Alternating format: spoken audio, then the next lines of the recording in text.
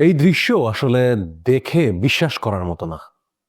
মধ্যপ্রাচ্যের বিভিন্ন দেশে একের পর এক হামলা চালিয়েছে ইরানের সামরিক বাহিনী। সৌদি আরব, বাহরাইন, সংযুক্ত আরব আমিরাত কোথাও বাদ যায়নি। প্রত্যেকটা বিস্ফোরণ আসলে বার্তা দিয়েছে ইরান দমে যাওয়ার মতো কোনো জাতি নয়। মধ্যপ্রাচ্যে বড় আকারের এক যুদ্ধ ইতিমধ্যে শুরু হয়ে গেছে এবং এই যুদ্ধে আমরা দেখেছি অনেকগুলো পক্ষ এরই মধ্যে জড়িত হয়ে গেছে। ইরানের সর্বোচ্চ ধর্মীয় নেতা আয়াতুল্লাহ আলী খামিনি মৃত্যুবরণ করেছেন। আইআরজিসির প্রধান সহ অন্যান্য যারা ছিলেন, প্রতিরক্ষা বাহিনীর প্রধান, সবারই বিকল্প আসলে চলে আসছে একের পর এক। আমরা আজকে যেটা বোঝার চেষ্টা করব, আমি আসলে বোঝানোর চেষ্টা না, আমি আসলে আপনাদের কিছু প্রশ্ন যেগুলো সবার মনে ঘুরপাক খাচ্ছে, যে প্রশ্নগুলো আসলে সবার মনেই এখন দানা বাঁধছে, সেই প্রশ্নগুলোর উত্তরই আমি একে একে দেওয়ার চেষ্টা করব আমার মতো করে। আশা করি এই সময়ে বা এই ইরান সংকটকে কেন্দ্র করে আপনাদের মনে যা যা প্রশ্ন আছে ভিডিও শেষ পর্যন্ত হয়তো সবই একদম ক্লিয়ার হয়ে যাবে। ধৈর্য ধরে ভিডিওটা দেখবেন। তাহলে পরে আমরা শুরু করি। প্রথম যে প্রশ্নটা সবার মনে ঘুরপাক খাচ্ছে সেটা হচ্ছে ইরানের সর্বোচ্চ ধর্মীয় নেতার মতো পদ, সুপ্রিম লিডার যাকে বলা হয়, সেই পদে থেকে আয়াতুল্লাহ আলী খামেনির নিরাপত্তা কেন নিশ্চিত করা গেল না? কেন একটি হামলাতে আয়াতুল্লাহ আলী খামেনি মারা তো গেলেন এবং তার সাথে সাথে তার পরিবারের অনেক সদস্য মারা গেলেন।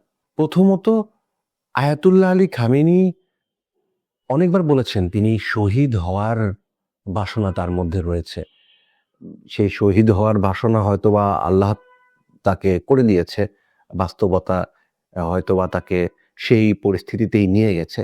কিন্তু আমরা সে আলোচনায় যাব না। আমরা চিন্তা করি যুক্তরাষ্ট্র এবং ইসরায়েলের যৌথ হামলায় আয়াতুল্লাহ আলী খামেনি যে মারা গেলেন, আসলে এটি এতটা সহজে কিভাবে যুক্তরাষ্ট্র তাকে ট্রেস করলো এবং যুক্তরাষ্ট্রের জন্য বা ইসরায়েলের জন্য এটি আসলে কোনো খুব একটা বড় অপারেশন আমাদের কারো কাছেই মনে হলো না। মনে হলো যে আয়াতুল্লাহ আলী খামেনি কোনো ঘটনাই না ইসরায়েলের কাছে। আসলে এটা কিভাবে হলো? প্রথমত, ইসরায়েলের অনেক স্পাই বলতে পারেন বা মোসাদ এজেন্ট বলতে পারেন, তারা কিন্তু ইরানে অনেক দিন ধরেই সক্রিয় এবং আয়াতুল্লাহ আলী খামেনি যিনি সুপ্রিম লিডার, তার অবস্থান কোথায়, তিনি বর্তমানে কোথায় আছেন, কোথায় মুভ করছেন ইত্যাদি যাবতীয় গোপন তথ্য সবই কিন্তু আহ, ইসরায়েলের গোয়েন্দা বাহিনীর কাছে পৌঁছে যেত। এবং এক্ষেত্রে ইরানের আইআরজিসির অন্যতম শীর্ষ যিনি কমান্ডার আল কারানি, তাকে অনেকেই সন্দেহ করছেন যে ইনি হয়তোবা ইসরায়েলের গোয়েন্দাদের সাথে তার একটা সম্পর্ক ছিল। শুধু উনি নন, অনেকের সাথেই এই বিষয়টি ঘটছে, অনেককে নিয়েই আসলে সন্দেহে দানা বাঁধছে। আয়াতুল্লাহ আলী খামেনির সর্বোচ্চ নিরাপত্তা সেটি আসলে নিশ্চিত করা কখনোই সম্ভব না। কারণ ইরান এমন একটি দেশ যেখানে শুধুমাত্র খামেনির সমর্থকরাই বসবাস করেন তা কিন্তু নয়। সেখানে আমেরিকার ভাবাদর্শ নিয়ে মানুষ বাঁচতে চায় বা সুপ্রিম লিডারের ক্ষমতা মানতে চায় না, এ ধরনের অনেক মানুষ আসলে বসবাস করেন। সুতরাং শুধুমাত্র বাইরের লোকজনই যে সেখানে স্পাইগিরি করে তা না, ইরানের অনেক নাগরিক আছেন যারা আহ, টাকার বিনিময়ে হোক বা অন্য কোনো ক্ষমতার আশায় হোক, তারা হচ্ছে ইসরায়েলের হয়ে বা যুক্তরাষ্ট্রের হয়ে স্পাইগিরি করে থাকে। বিভিন্ন সেন্সিটিভ ইনফরমেশন সেগুলো যুক্তরাষ্ট্র এবং ইসরায়েলের গোয়েন্দাদের কাছে তুলে দেয়।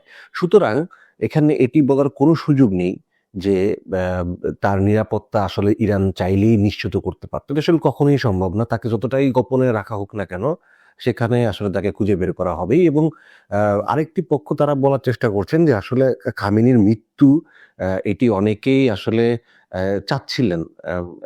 ইরানের মধ্যেই অনেকের আসলে এইরকম একটি বাসনা ছিল, যাতে করে মৃত খামেনিকে আরো বেশি শক্তিশালী করা যায় এবং আরো বেশি তাকে ব্যবহার করে জনমত সৃষ্টি করা যায় যুক্তরাষ্ট্র এবং ইসরায়েলের বিরুদ্ধে। সুতরাং এই প্রসঙ্গ উঠে গেল। আরেকটি বিষয় যেটি আমরা দেখছি এখন, সেটি হচ্ছে কেন মধ্যপ্রাচ্যের বিভিন্ন দেশে আসলে ইরান হামলা চালাচ্ছে। প্রথমত, মধ্যপ্রাচ্যের দেশগুলো কিন্তু ইরানে কোনো হামলা চালায়নি। হামলা চালিয়েছে যুক্তরাষ্ট্র এবং ইসরায়েল। কিন্তু এরপরও আমরা দেখেছি যে বাহরাইন, সৌদি আরব এবং সংযুক্ত আরব আমিরাতে ইরান হামলা করেছে। মূলত সেখানকার মার্কিন ঘাঁটিগুলোকে লক্ষ্য করে ইরান হামলা চালিয়েছে এবং এই হামলাগুলো আসলে খুব বেশি যে ডেডলি ছিল তা না। তবে এই মিসাইলগুলো জর্ডান বা সংযুক্ত আরব আমিরাত এই জায়গাগুলোতে এয়ার ডিফেন্স বাইপাস করে, এয়ার ডিফেন্সকে ফাঁকি দিয়ে যে সফলভাবে বিস্ফোরিত হতে পেরেছে, এটাই আসলে ইরানের সামরিক বাহিনীর জন্য অনেক বড় একটা সফলতা। আপনি যদি দেখেন যে ভিডিওগুলা সার্কুলেট হচ্ছে সোশ্যাল মিডিয়াতে এবং বিভিন্ন নিউজ মিডিয়াতে, আমরা দেখছি যে বুর্জ আল আরবের পাশে ধোঁয়া দেখা যাচ্ছে, দুবাই এয়ারপোর্ট বন্ধ হয়ে গেছে এবং হচ্ছে সংযুক্ত আরব আমিরাত এবং জর্ডান, বাহরাইনের একটা বিল্ডিং পুরোপুরি হচ্ছে বিল্ডিং এর একটি অংশ আগুন ধরে গিয়েছে।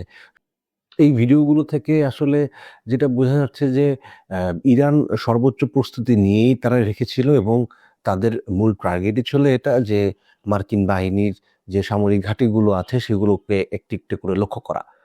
কিন্তু এই সফলতা তারা যে পেয়েছে এটা কিন্তু এরকম না যে ইরান একেবারে পুরোপুরি সফল হয়েছে এই মিশনে, তাও কিন্তু বলা যায় না। কারণ ইরান হয়তো মিসাইল ছুঁড়েছে ৮০টা, সেখান থেকে হয়তোবা ৭৫টাই ইন্টারসেপ্ট করে ফেলেছে, বাকি হচ্ছে ৫টা হয়তোবা পড়েছে।